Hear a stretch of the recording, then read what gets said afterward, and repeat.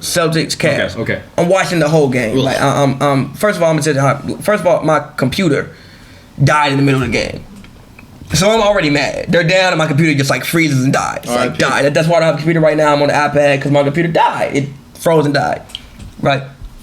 So I'm watching, and I'm like, man. Boston's like, they did make the little switch with the Rozier thing. Like, they had Baines come on and guard LeBron, which is what they should have did. But look, listen though, I even saw plays in which Bron just took him out to the perimeter and throw right by him. There's nothing Baines could do. Like, Baines can't guard LeBron on the perimeter. I mean, yeah, it was stopping from being in the post, but didn't I tell you that that's what they should do? But listen, right? So that happens, and I'm watching. I'm like, man, like Cleveland ain't really. I mean, Boston ain't really doing nothing incredible. Like, I'm looking at their defense. I'm like, yo, the defense is pretty good. I'm like, yo, I don't think Boston's gonna score 100 points.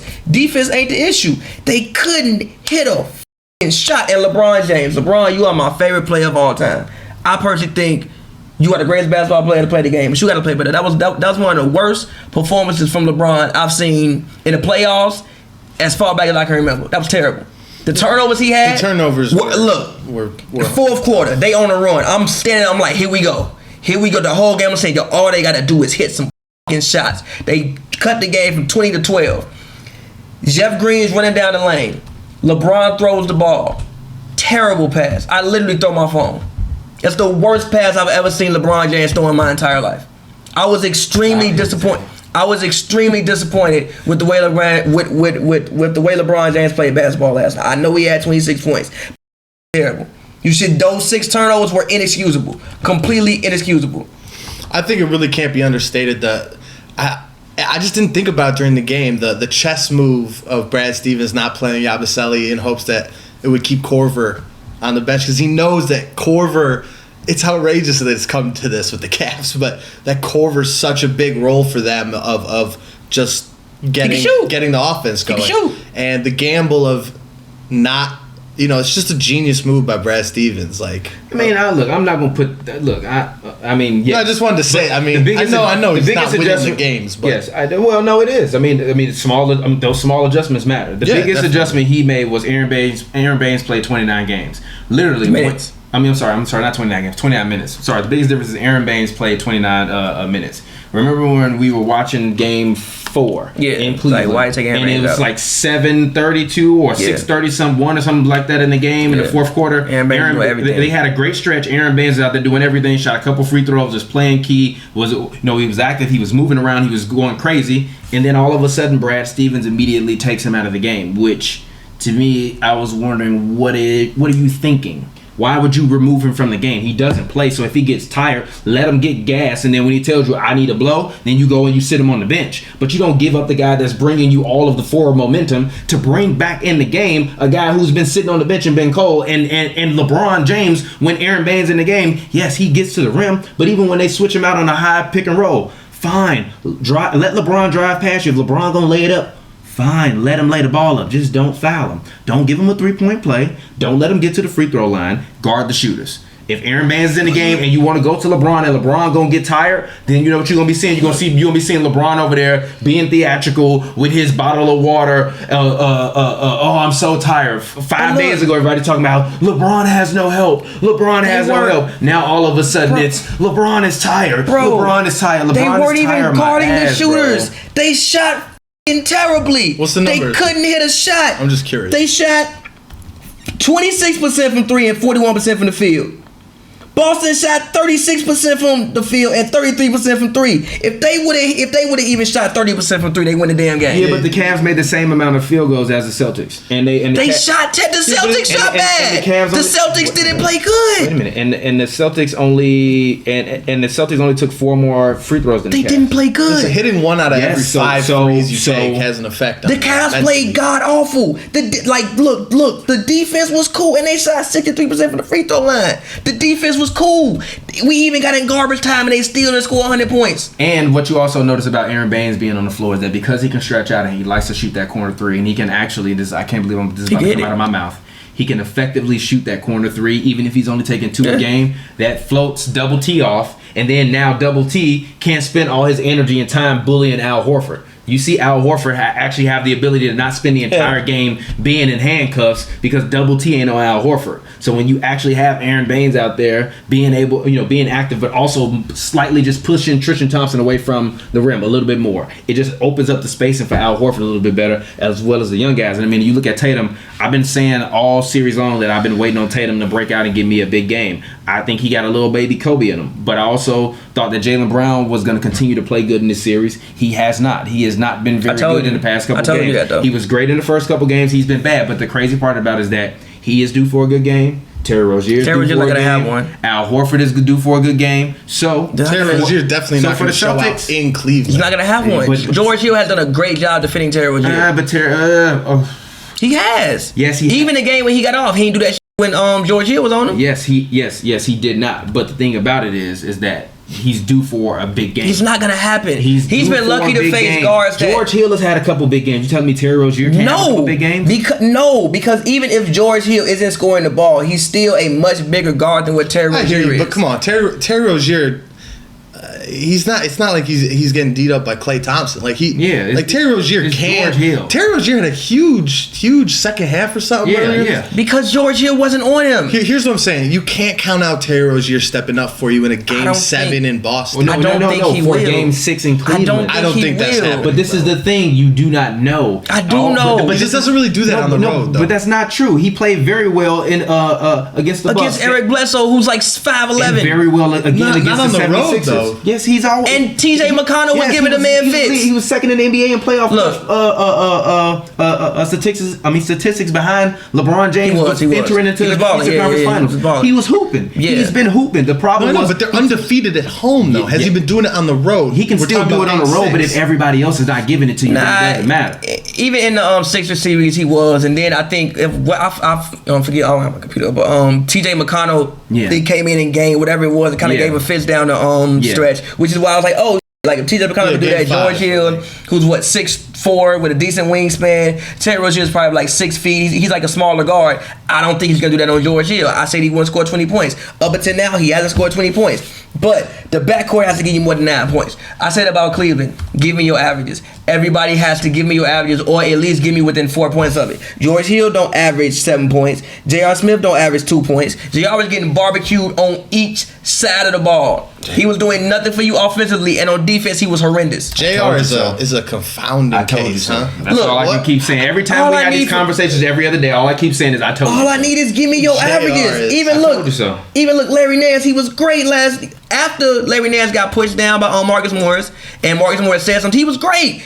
In the second quarter when they kind of got back into the game, I thought Larry Nance was a spark plug for that. Yesterday, he had 2 points, 6 rebounds, 2 assists, and 4 blocks. I thought Larry Nance was great. I wasn't mad at the way Larry Nance played. Even Clarkson, besides those two missed threes he had, I wasn't really too mad at the way he played. But I'm going to need for my starting backcourt to give me more than 9 points. You're right. And I'm going to also need for LeBron James to play better. Yes, I expect for LeBron to be perfect, but I expect for LeBron to be because he's LeBron James. This is incredible. That's why, look, give me your averages. I expect for LeBron to be perfect. You goddamn right, because that's fucking LeBron James. And I have seen LeBron James be perfect on multiple occasions. So in game 4, right, when they righted the ship, they probably played the best game they played together as a Cavs team. Raptor series. I get right. You're right.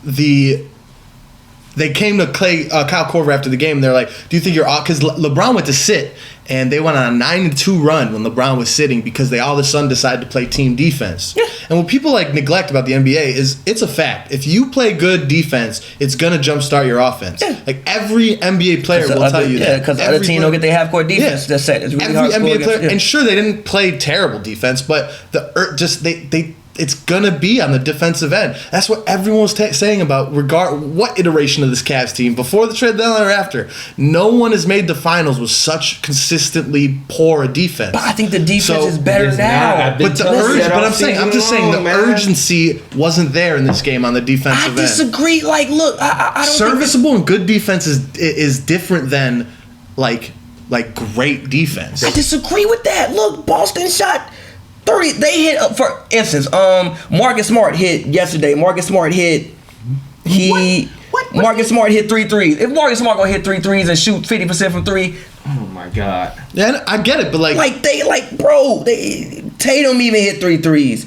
If these guys, Morris hit 3 threes.